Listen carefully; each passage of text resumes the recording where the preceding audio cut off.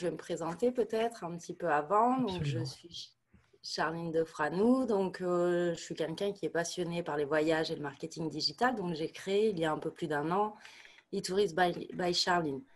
Donc, je suis rédactrice web et j'accompagne les acteurs touristiques dans le développement de leur visibilité sur Internet. Je suis à leur côté pour produire du contenu adapté aux attentes de leur clientèle et pour les aider à développer leur réputation. Donc maintenant que les présentations sont faites, je vais peut-être vous partager mon écran du coup pour rentrer dans le vif du sujet. Alors hop, normalement. Voilà, donc ça fonctionne. Votre écran est en train de se partager. C'est magnifique. On vous voit en plein écran. Voilà, c'est parfait. Donc là, c'est bon, vous devez avoir la présentation. Oui, absolument. Super. Donc, nous le savons, les réseaux sociaux aujourd'hui ont une place primordiale pour améliorer la visibilité des destinations touristiques, mais aussi pour le développement de ces activités. Donc, Instagram est largement utilisé par les différents acteurs dans le cadre de leur communication digitale, ainsi que Facebook. Mais Pinterest est encore très peu utilisé. Pourtant, ce réseau a un énorme potentiel. Donc, c'est pour ça que j'ai choisi de parler de ce sujet aujourd'hui. Donc, Donc, les vacances, le Covid a fait beaucoup de mal à tous les acteurs touristiques. Donc, à présent, il va falloir aller chercher des clients et essayer de les fidéliser. Les vacances approchent, tout le monde souhaite se différencier et remplir son planning. Donc, en vous présentant Pinterest, je vous apporte une solution qui vous permettra d'atteindre cet objectif. Donc, tout d'abord, quel est le principe de Pinterest ? Donc, pour ceux qui ne connaissent pas Pinterest, Pinterest est basé sur les visuels, un peu comme Instagram. Mais on n'y surfe pas comme sur les autres réseaux sociaux, c'est plutôt un moteur de recherche. Et c'est comme cela que beaucoup de personnes l'utilisent. Les internautes s'y rendent pour faire des recherches. Ils recherchent des sujets spécifiques de façon similaire à ce qu'ils feraient sur Google. Mais les résultats sont présentés de manière très visuelle. Les visuels, nommés épingles, peuvent, comme tout contenu disponible sur une plateforme sociale, être partagés. Donc, en fait, Pinterest, c'est la fusion de deux mots. Pin qui signifie épingle et interest qui signifie intérêt. Donc, concrètement, quand on fait des recherches pour un projet de vacances sur Pinterest, c'est un peu comme si nous mettions nos idées sur un tableau en liège où l'on épingle des visuels. C'est le même principe. Il est possible sur Pinterest de créer des tableaux par projet et d'y enregistrer des épingles. Donc, par exemple, un internaute qui prépare son prochain séjour pourra créer un tableau vacances juillet 2020 et enregistrer la destination qui l'intéresse, mais aussi les activités qu'il y a à faire. Ce média consultable est un format très efficace pour promouvoir quelque chose d'aussi visuel que le tourisme. Grâce à Pinterest, les utilisateurs peuvent voir et planifier leurs vacances de rêve. Donc, il faut savoir que 55% des utilisateurs de Pinterest l'utilisent dans une volonté d'achat, là où pour Facebook ou Instagram, on va être plutôt vers du 10-12%. Donc, c'est vraiment un réseau d'inspiration. En France, Pinterest est en train d'exploser. La vague a commencé fin 2018, mais là, c'est vraiment le moment de s'installer sur la plateforme. Donc, Pinterest, qui est très en vogue, est totalement adapté pour le tourisme. Il y a un vrai potentiel pour augmenter votre notoriété, accroître le trafic vers votre site web, améliorer vos ventes, mais surtout améliorer vos conversions. Sur Pinterest, il est possible d'obtenir un trafic sélectionné à l'avance grâce au travail du référencement, des tableaux et des épingles.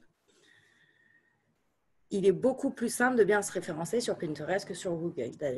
C'est un réseau où tout le monde n'est pas encore présent et c'est pour ces raisons que Pinterest est intéressant pour toute activité touristique.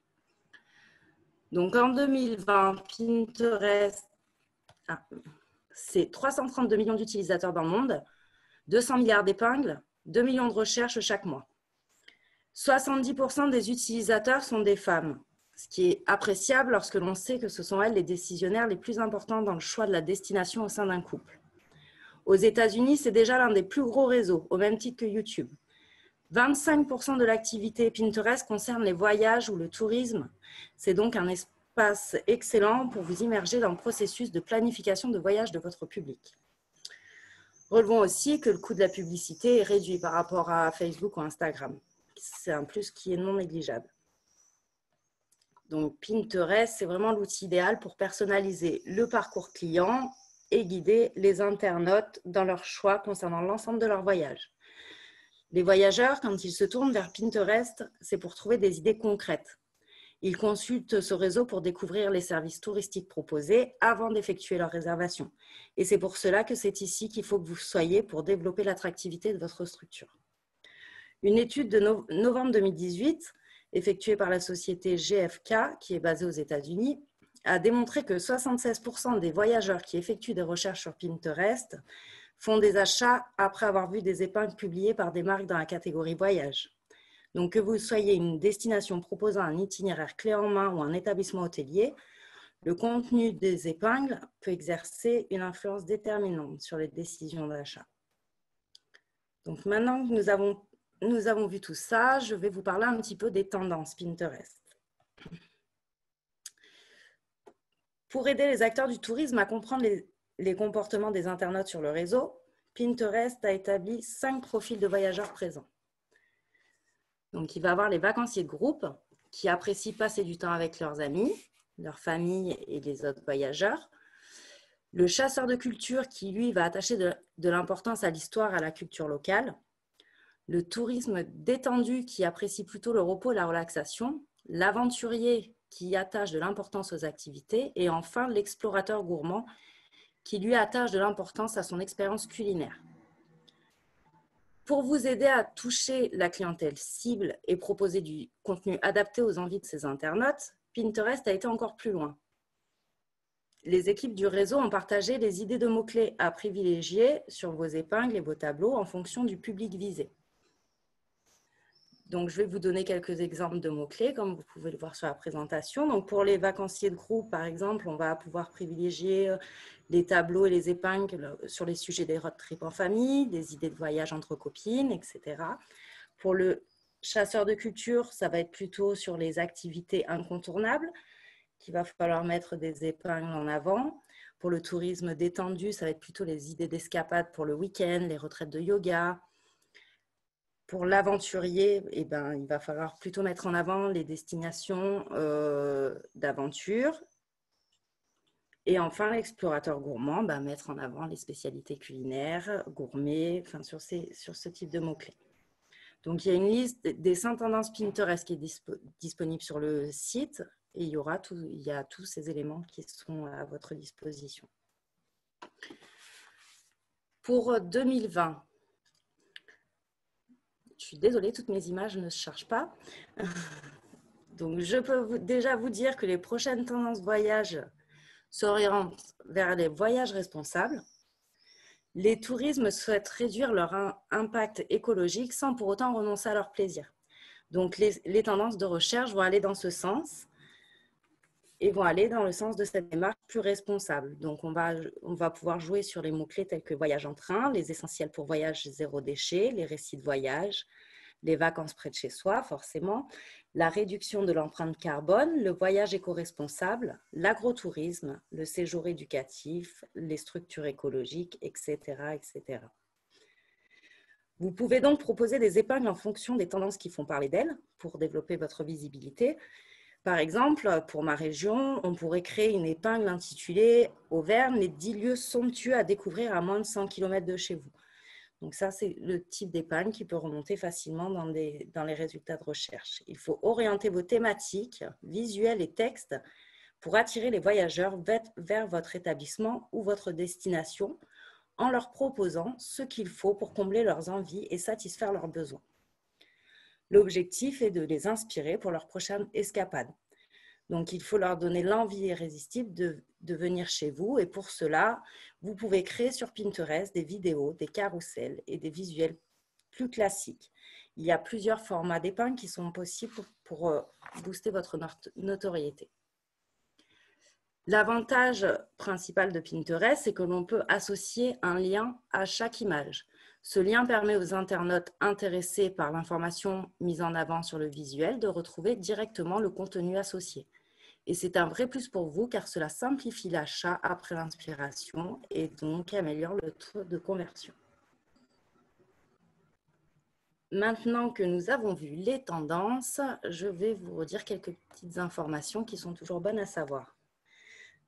Donc, les tourismes effectuent de façon générale leur réservation dans les 2 mois suivant leur première recherche sur le réseau. Pinterest attire 2 fois plus de voyageurs que les plus grands sites d'agences de voyage en ligne. Et chaque mois, il y a près de 10 millions de Français sur Pinterest. Donc, c'est également un excellent outil si vous voulez séduire les Nord-Américains ou les Allemands. C'est peut-être moins l'actualité, mais ce sont les utilisateurs les plus nombreux sur ce réseau. Pour réussir sur Pinterest, il faut bien entendu se former et adopter quelques bonnes techniques.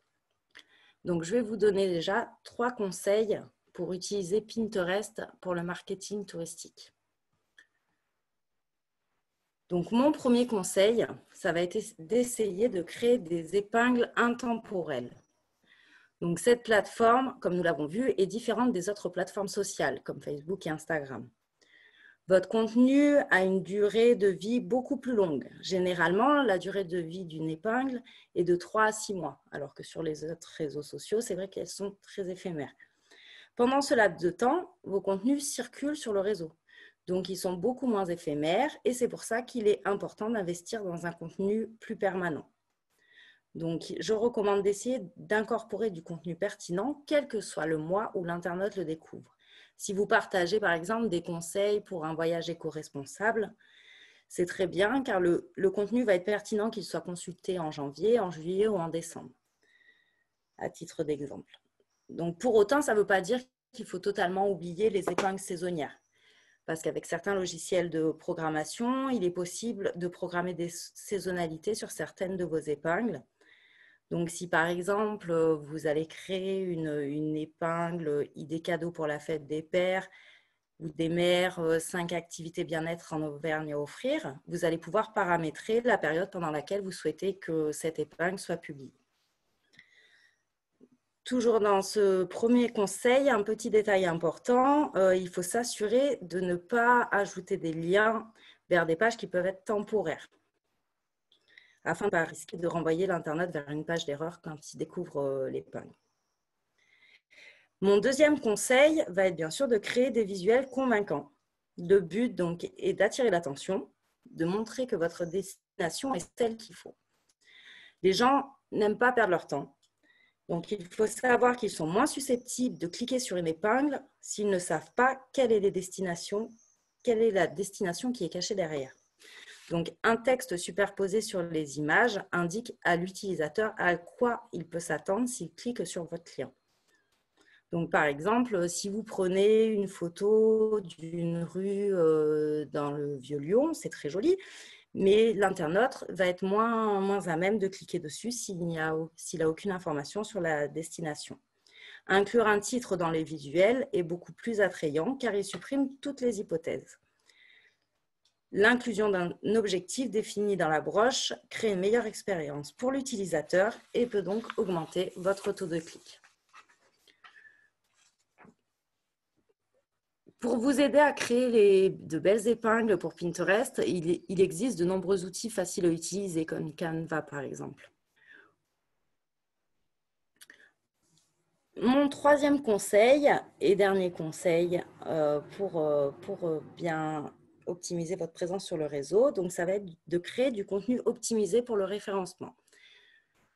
Comme nous l'avons dit, Pinterest est un moteur de recherche. Donc, il est important d'avoir des épingles optimisées qui pointent vers un contenu optimisé.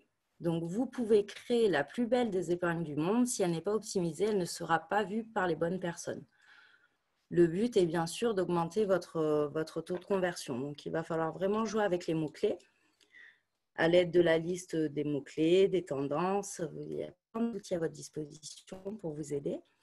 Donc, pour optimiser le référencement de vos épingles, vous pouvez commencer par effectuer une recherche sur les mots-clés Pinterest.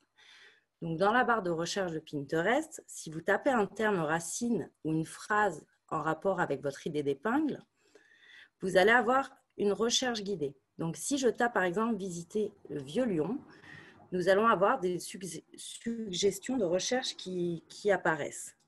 Donc, à partir de là, vous pouvez parcourir ces recherches, ces suggestions de mots-clés pour voir les différentes façons dont les gens cherchent les informations.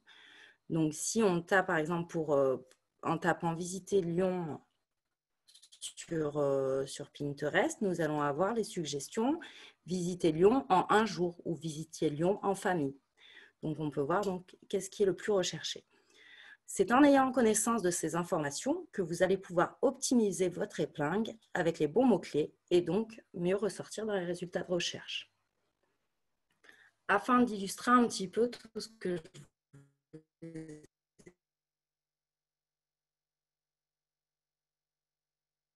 vous ai dit et que vous puissiez constater les résultats, ça ne se charge pas. Désolée. J'avais préparé quelques exemples de profils.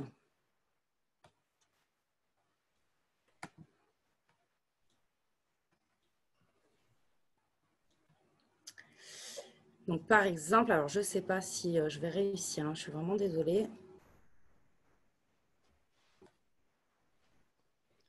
Éventuellement, vous pouvez nous montrer directement sur Pinterest, en fait, comment ça fait. Je pense que ça sera plus simple. Voilà. Alors. Voilà. En nous montrant les profils, en fait, ou en passant comme un voyageur ou en montrant des exemples, effectivement, de profils. Donc, du coup, je peux vous montrer ici, visiter Lyon, l'exemple que je citais tout à l'heure.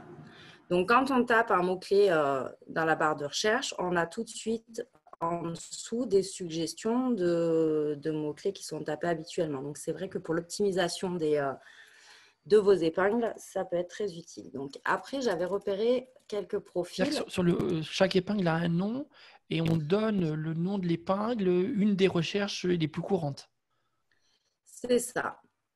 Pour pouvoir ressortir dans les résultats de recherche. Donc, par exemple, là, on est sur le profil de Aix-les-Bains Tourisme. Donc, on peut voir qu'il y a plus de 324 000 visiteurs mensuels. Et donc, chaque compte se présente de la même manière. Donc, on arrive sur la page d'accueil avec les dernières épingles à la une. On peut accéder à tous les tableaux créés par le profil qui sont classés par thématique. Donc, on peut optimiser le référencement sur chacun des tableaux. Donc là, on voit par exemple patrimoine culturel au bord de l'eau. Donc là, ils ont travaillé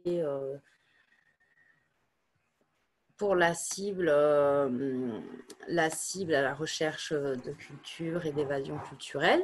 Et pour chaque épingle, donc on a là par exemple, le titre de l'épingle, ça va être les 3 grands sites français à visiter absolument. Donc quand on clique sur l'épingle, on arrive directement sur le lien qui est associé au visuel. Donc, c'est pour ça que Pinterest est quand même assez intéressant, que ce soit pour augmenter le trafic d'un site web ou pour optimiser les Et on garde réservations. toujours en fait l'origine. Là, on voit que vous avez cliqué sur un lien de blog et on garde toujours l'origine de l'épingle en fait. C'est ça. Donc, on pourra toujours revenir en arrière si besoin. On n'est pas perdu en fait, on reste sur Pinterest. Ça ouvre un nouvel onglet. D'accord. Généralement. Donc là, si on clique dessus pour les 5 randonnées, Pinterest va rester sur un autre onglet. D'accord. Mais on peut toujours y revenir en fait. Oui. Oui, oui. Donc voilà, donc on voit pour les destinations touristiques, c'est quelque chose qui est très bien utilisé. Il y avait aussi la Bretagne qui était sympa aussi. Et les profils que vous nous montrez, c'est des profils publics d'organismes ou sont des individus qui ont… Oui. Alors, le premier, c'était un blog. Ici, c'est la page officielle de l'Office de tourisme. D'accord. Et en tant qu'acteur du tourisme de Bretagne, par exemple, on peut venir se greffer sur la page. Il y a des tableaux collaboratifs, effectivement, qui existent, où chaque profil peut publier sur un même tableau afin que l'ensemble de la communauté des différents profils puisse avoir une vision sur les épingles. D'accord. On décide de quel tableau est public et quel tableau ne l'est pas. D'accord. Oui, oui, oui. Après, par exemple, donc ça, c'est vraiment pour des destinations. On voit que pour les destinations, il y a énormément de visiteurs mensuels. Donc, on voit que ça fonctionne. Mais ça fonctionne aussi pour des petits établissements. Il y a, alors, par exemple, j'avais vu le gîte de la Gravée. Il y a beaucoup moins de visiteurs mensuels, mais on voit qu'il y a quand même quasiment 4000 visiteurs mensuels. Donc ici, on peut mettre donc, tous les visuels relatifs à notre établissement. Et après, pareil, créer des tableaux en fonction des centres d'intérêt de la clientèle cible. Et c'est vrai qu'à chaque épingle, on a quand même un lien qui est direct, qui peut permettre de... Vous pouvez faire un lien sur la page de réservation ou sur les différents articles de blog. C'est vrai que ça permet d'optimiser vraiment le taux de conversion. Donc là, on a un gîte. On peut aller aussi sur le profil d'un hôtel. Hôtel, j'en avais Chavanel, par exemple, qui a une boutique hôtel qui, elle aussi, a plus de 4000 visiteurs mensuels, avec des différents tableaux selon la thématique de la clientèle cible. On voit que tout est très visuel, c'est-à-dire que la recherche dans l'arborescence ne se fait que visuellement. Et ce que vous dites tout à l'heure, c'est qu'il faut impérativement mettre un texte associé à l'image pour un peu orienter les recherches, pour être sûr que l'image et ce qu'il y a derrière est bien cohérent. Voilà. C'est ça. De la même façon que sur un moteur de recherche, en fonction des mots-clés qui vont être tapés dans la barre de recherche, que les visuels vont pouvoir ressortir. Donc, Pinterest est utilisé par les internautes vraiment. Chaque internaute peut créer ses propres tableaux. Donc, pour un projet de vacances, il peut créer donc, son tableau vacances 2020.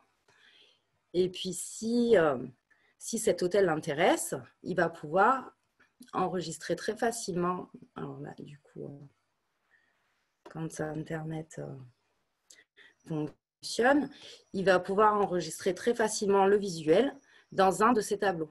Bon, là, du coup.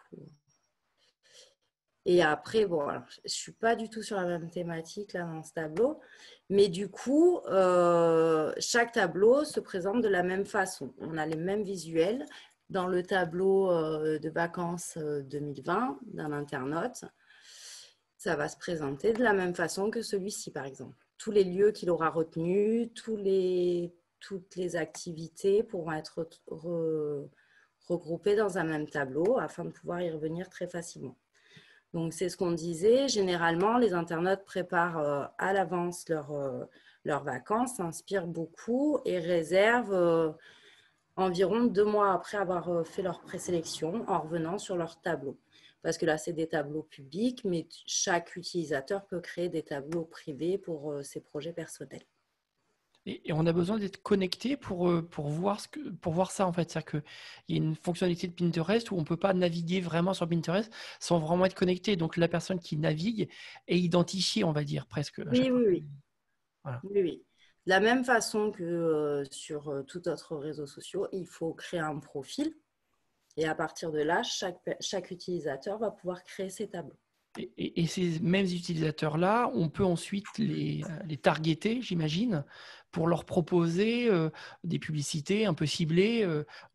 Toutes les personnes qui ont visité nos épingles, on peut à nouveau leur dire, bah, tiens, vous êtes venus, voilà.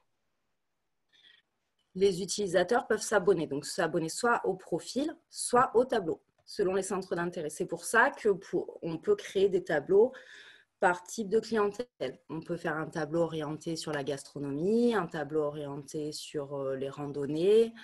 Et chaque utilisateur peut s'abonner à un tableau en particulier. En cliquant à l'intérieur d'un tableau sur s'abonner, il ne va pas avoir le contenu de tous les autres tableaux de la chaîne. Il va avoir dans son fil d'actualité uniquement ce qui l'intéresse. Voilà, les épingles qu'il a retenues. Voilà. C'est ça. J'ai Sur une remarqué. page d'accueil, bon, après, moi, celui-là n'est pas du tout orienté sur le tourisme. Mais sur une page seconde, sur une page d'accueil, les résultats se présentent de cette façon. Donc, tous les abonnements, toutes les chaînes sur lesquelles un utilisateur est abonné, à chaque fois que la chaîne postera, enfin que le profil postera une épingle, il va apparaître dans le fil d'actualité ici et pourra facilement retourner dessus et l'enregistrer dans un tableau. Donc, avec les différents profils que je vous ai montrés, donc le compte Aix-les-Bains, Tourisme Bretagne, on a aussi des comptes pour les musées ou pour des activités touristiques autres. On voit bien que ça apporte quand même un certain nombre d'internautes qui reviennent régulièrement. Et c'est vrai qu'il est beaucoup plus facile de se positionner sur Pinterest et d'améliorer sa visibilité que sur Google, parce que tout le monde n'est pas encore présent. Donc, c'est vrai qu'à la sortie de cette crise du Covid-19, vous présentez cet outil, j'ai trouvé ça pertinent car ça permet de booster la visibilité et cela assez rapidement. Donc, il y a beaucoup, Pinterest, c'est la déco et les voyages principalement, après un peu de développement personnel, mais c'est vrai que c'est les thématiques sur lesquelles les internautes vont se tourner vers le réseau pour s'inspirer. Et il y a un point positif également, c'est que quand on fait des recherches visuelles, par exemple, dans Google Images, beaucoup de recherches aujourd'hui se font principalement visuelles, hein, beaucoup Oui. pour le voyage. On est d'abord attiré par l'image et après, effectivement, le contenu texte. Et ben, beaucoup de chemins de Google arrivent à Pinterest. Et quand on fait une recherche, on est tout le temps renvoyé vers Pinterest. En fait, on a l'impression que ces deux réseaux fonctionnent l'un avec l'autre et que toutes nos recherches, finalement, sont visuelles et que le meilleur outil d'exploration visuelle, ça reste Pinterest plus que Google, en fait. Ah oui, oui, oui, ça c'est sûr. Et puis, là, c'est vraiment, là, ça se développe de plus en plus, hein. Depuis 2018, ça commence, Pinterest commence à prendre de l'ampleur en France, mais là, c'est vrai que ça ne fait qu'évoluer. Quand on voit qu'aux États-Unis, c'est un réseau qui a une aussi grosse place que YouTube, voilà, le potentiel de ce réseau n'est plus à démontrer. La recherche visuelle est en train de supplanter la recherche textuelle, de toute façon. On part d'un mot-clé et après, effectivement, on est pris par le jeu. Puis Pinterest, on peut y rester effectivement beaucoup de temps pour aller l'explorer, vraiment faire son voyage à la carte par rapport à ses propres intérêts. Voilà. Exactement. Et ce que vous dites qui est vraiment intéressant, c'est que la personne qui veut communiquer sur ce réseau va travailler également sur tout l'environnement autour de son hôtel, de son restaurant. Il n'y a pas que le produit ou le service que la personne peut amener. Il y a vraiment tout l'environnement qu'on va mettre en avant, les randonnées, voilà, les balades, tout ce qu'on peut mettre autour, et pas que le bien lui-même, pour fabriquer une expérience autour de la prestation. Exactement. Et alors, Exactement. il est midi, donc normalement, on devait arrêter là, mais comme on a un petit peu de temps, comme Franck nous l'a proposé, je redonnerai tout à l'heure la parole à Franck, parce qu'il y avait une conférence qui devait démarrer tout à l'heure à midi, mais comme on a un peu de temps, on va prendre les questions. Donc, si les personnes qui nous regardent, Caroline, Christian, Joachim, Jérémy, Louison, Margot, Noélie, Sébastien, Myriam, voilà, Fabien, Laurent, voilà, si vous avez des questions, Charline est là pour vous répondre sur ce gros morceau qui est Instagram, parce que c'est vrai que ça fait un peu peur hein, quand on rentre là-dedans. C'est sûr que voilà, il y a toute une méthode, des bons usages et c'est un réseau, comme pour beaucoup de réseaux, il faut être actif. Comment on commence? Parce que voilà, moi je suis sur beaucoup de réseaux, mais pas sur celui-là, étonnamment. En fait, il y a vraiment un état d'esprit particulier. Comment on fait pour rentrer dans Pinterest? C'est quoi le point de départ? Le point de départ, c'est de créer son profil, son compte pro pour pouvoir accéder aux statistiques et pouvoir l'optimiser au fur et à mesure. Il est recommandé d'avoir, ce qu'il y a sur Pinterest, c'est qu'il faut poster régulièrement et beaucoup. Donc, généralement, il est recommandé d'avoir au moins 15 tableaux déjà. Donc, 15 thématiques à aborder. Ça fait peur, ça, 15 tableaux. On peut... voilà, il faut trouver les idées. C'est sûr que c'est un travail au début, mais on n'est pas obligé de répingler dans nos tableaux que des contenus de notre site internet ou de notre établissement. L'intérêt, c'est aussi d'épingler des contenus d'autres comptes dans les tableaux, dans nos tableaux, afin d'attirer un maximum d'internautes. D'accord. Après, pareil, il est recommandé d'épingler 10 épingles par jour. Donc, c'est sûr que c'est Oui, c'est un travail à part entière. un travail à part entière, mais il y a des outils d'automatisation qui sont très performants et qui permettent d'alléger. Quand on a pris la bonne technique, bon, ça peut se faire assez rapidement. D'accord. C'est On a pas une trop question lourd à gérer. de Sébastien Thibert là, qui nous regarde. Avez-vous des retours sur le ROI des campagnes pub et intéresse? Voilà. Est-ce que vous avez un retour sur investissement des campagnes? En fait, comment ça fonctionne? On met une campagne, voilà, je sais pas, on met 10 euros, 50 euros par jour. Comment on perçoit ce retour sur investissement? Tout dépend des objectifs, comme pour toute campagne, mais bon, je n'aurai pas de chiffres, arrêtés là-dessus. Mais c'est vrai que du coup, elles sont généralement plus performantes que les campagnes qu'on va faire sur Facebook, à titre comparatif, au niveau de taux de conversion. On a une autre question de Louison qui nous demande est-ce qu'on peut créer une stratégie pour trouver des clients fortunés? Voilà, comment on peut cibler justement un type de clientèle sur Pinterest? Est-ce que c'est par le choix de nos tableaux et de ce qu'on met dans les tableaux, ou est-ce qu'on peut fabriquer du contenu et ensuite l'adresser à cette audience de clients effectivement à fort potentiel? C'est sûr. Enfin, c'est tout d'abord en créant les épingles qui en rapport avec leur centre d'intérêt. Pour pouvoir les attirer, ça va être déjà ça. Et par la suite, mettre une campagne publicitaire avec... après, c'est assez difficile à cibler, mais c'est surtout par rapport au centre d'intérêt qu'on va pouvoir les... D'accord. Donc, c'est vraiment la fabrication de ces tableaux et les épingles qu'on peut mettre qui va attirer cette clientèle. Donc, à bien fabriquer ces tableaux pour aller vers les centres d'intérêt de nos clients, en fait. C'est ça. Et après, on pourra faire des épingles sponsorisées pour cette cible, pour certains mots-clés. Mais c'est vrai que... Permettre de montrer spécifiquement nos tableaux et nos épingles. Alors, on sponsorise un tableau ou une épingle? Une épingle, on peut les deux. On peut sponsoriser les deux, d'accord. Oui. Voilà. Alors, une autre question de Louison qui nous demande est-ce qu'il y a des statistiques sur les segments des profils? Est-ce qu'on peut savoir quelle est notre audience par rapport à notre communication ou sponsorisée ou non sponsorisée?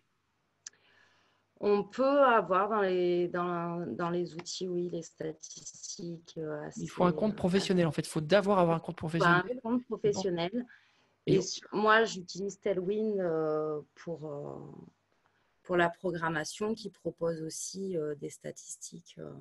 D'accord. Donc, il y a des outils externes qui permettent de faciliter la publication et qui permettent d'avoir un peu le compte-rendu de nos publications, de se dire, voilà, c'est adressé à tel public, ils ont été vus tant de fois. D'accord. On a le nombre d'épinglages, de visionnages, de partages. On a Et l'outil même n'a pas ces statistiques Alors, l'outil... on a des statistiques d'audience. Hein. Bon, après, comme je vous disais, c'est pas du tout la même thématique ici. On va avoir des informations sur l'âge, le genre. On a les statistiques un peu comme sur Facebook au final. Hein. Les pays. Après, on a les intérêts. On a aussi les centres d'intérêt ici. Donc, quand on fait des épingles sponsorisées, on peut voir quels sont les mots-clés qui Et sont... sur la partie démographique, en fait, plus spécialement l'âge, le sexe, est-ce qu'on a ce type d'informations également? Oui. D'accord. Plus ici, ouais. Alors, on enchaîne un peu les questions. Là, il y a une autre question de Jérémy qui vous remercie, Charline, hein, sur votre intervention pertinente. Je vous confirme. Il nous pose la question suivante. Quels sont, selon vous, les avantages majeurs de Pinterest vis-à-vis d'Instagram? Voilà, quelles sont les erreurs à ne pas commettre dans le positionnement éditorial vis-à-vis des autres réseaux? Voilà, comment ces réseaux se distinguent entre Pinterest et Instagram, et comment se positionner spécifiquement sur un réseau et l'autre réseau? Disons que sur Pinterest, l'avantage, c'est que les liens sont plus facilement accessibles que sur Instagram, où il faut repasser sur la page du profil pour accéder aux liens. Donc, ça facilite en fait le passage à l'achat, à la réservation. Après, au niveau du positionnement, c'est vraiment comme on va positionner un site internet, c'est vraiment du référencement naturel sur Pinterest. Donc, c'est un peu plus… Au niveau de la marque, en fait, comment on architecture le contenu éditorial sur Pinterest et par rapport à Instagram? On voit bien effectivement sur Instagram, on ne peut pas faire de lien. On publie une image, on a un texte, mais il n'y a pas de lien direct vers un blog ou notre service. Sur Pinterest, c'est tout l'inverse. Chaque image peut être reliée à une ressource, à un site internet, un blog, un système de réservation. Et justement, donc, c'est deux aspects différents. Mais donc, comment on peut allier les deux, en fait? C'est-à-dire qu'on peut communiquer et sur Instagram et sur Pinterest. Oui. Et est-ce qu'il y a une spécificité justement de Pinterest qu'on peut plus développer par rapport à Instagram? Si sur Pinterest, ce qui est appréciable, c'est la possibilité de faire des tableaux. Donc, on peut avoir des tableaux sur la gastronomie qui vont pas, par exemple, qui vont pas du tout intéresser une partie de notre clientèle, mais on peut atteindre tout type de clientèle. On peut faire un tableau, c'est plus ciblé en fait. Les tableaux permettent d'accéder à une plus large clientèle. Du coup, si on fait un tableau sur les randonnées, par exemple, on va plus toucher un certain type de voyageurs. C'est plus facile de segmenter en fait sur Pinterest. Voilà. Les deux sont complémentaires ou bof en fait. Voilà. Après, Instagram, pour la notoriété, c'est vrai que pour construire une communauté, ça va être… c'est pertinent. Il y a plus d'échanges avec l'audience, en fait. On peut plus répondre spécifiquement sur quelque chose qu'on peut… Et sur Pinterest, il y a moins cet échange, j'ai un peu l'impression. Il y a moins. Après, il est possible de commenter les épingles, mais c'est pas du tout la même démarche. Et c'est vrai qu'on n'échange pas forcément avec son audience comme on peut le faire sur Instagram. Donc voilà, donc il y en a un où un contenu est fabriqué pour créer de l'échange, de la conversation avec son audience, et l'autre, on est plus pour l'amener là où on veut l'amener en fait. Exactement. Voilà. Se positionner dans le parcours client. D'accord. Surtout. Alors, on a une autre question de Sébastien. Alors, je vais prendre la question de Christian. L'anticipation des attentes clientèle est donc basée uniquement sur le taux de consultation des tableaux ou pas?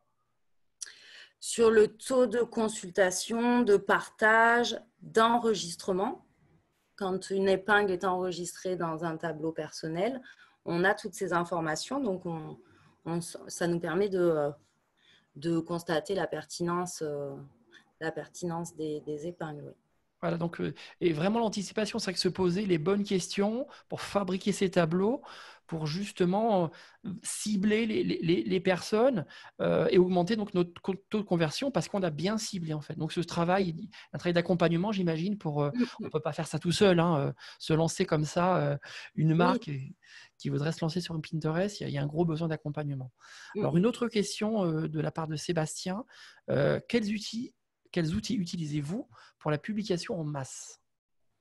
Tailwind. Tailwind, c'est un outil de programmation où on peut… Alors, parce qu'une même épingle peut être publiée dans différents tableaux et à une certaine fréquence. Donc, ça permet, quand on crée une épingle, parce que c'est vrai que c'est du travail d'épingler 10 visuels par jour, on est souvent amené à répingler les mêmes visuels dans différents tableaux si ça reste pertinent avec le thème du tableau. Donc, ça permet de répingler les épingles internes, donc les nôtres, et des épingles externes donc qu'on a trouvées sur d'autres tableaux qui peuvent être pertinents avec nos thématiques. Donc, c'est un outil qui nuit pas au référencement parce que c'est vraiment agréé.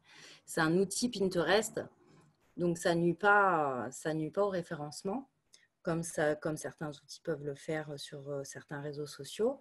Et c'est vrai que du coup, quand on a bien pris en main cet outil, c'est beaucoup plus facile à gérer. Donc, vous recommandez d'utiliser ces outils Oui. pour justement republier son propre contenu sur d'autres tableaux qui, par exemple, ont plus d'audience, Oui. mais l'épingle aura toujours le même lien, en fait. C'est le même contenu qui est Voilà. juste publié sur un autre tableau. Alors, nos épingles, on peut les publier, donc on peut avec un profil, on peut demander à intégrer des tableaux collaboratifs, donc où il y a plusieurs comptes qui peuvent publier dans un tableau.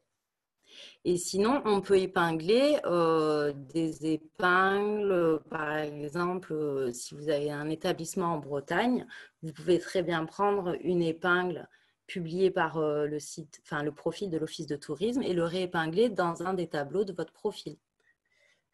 D'accord.